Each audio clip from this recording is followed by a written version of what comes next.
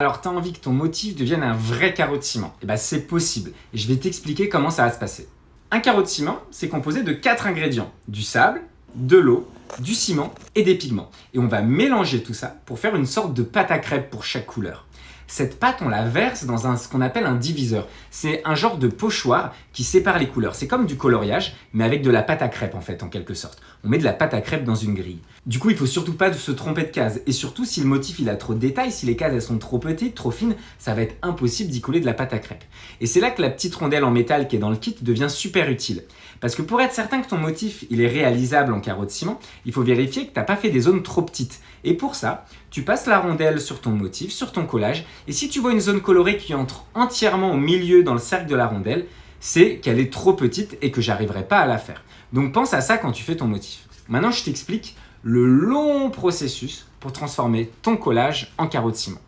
Tu vas commencer, une fois que tu auras fini ton collage, par le prendre en photo, faire une photo bien nette et bien éclairée de ton motif que tu vas m'envoyer via le formulaire. Ce que nous, on va faire avec Bas-Relief Studio, c'est qu'on va redessiner sur l'ordinateur ton motif pour le rendre en ce qu'on appelle en vectoriel.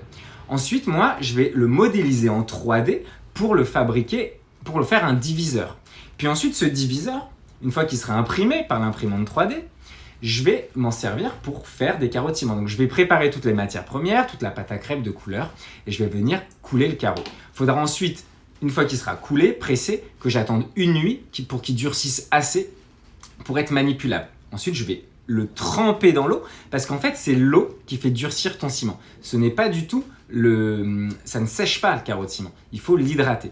Donc, je vais le tremper dans l'eau et ensuite, je vais le laisser une dizaine de jours dans cette hydratation. Et ensuite, on pourra le faire sécher. Et une fois que ton carreau il sera bien sec, il sera prêt à être envoyé dans une petite boîte et là tu pourras en faire ce que tu veux, soit l'accrocher au mur avec des petites fixations que j'aurais mis derrière comme un tableau, ou bien t'en servir comme un dessous de plat pour le voir tous les jours à table. Voilà, tu sais tout maintenant si jamais tu veux transformer ton motif en carreau de ciment. Donc vérifie bien avec les rondelles que tout rentre, prends bien ta photo et avec Bas-Relief Studio, on s'occupe du reste.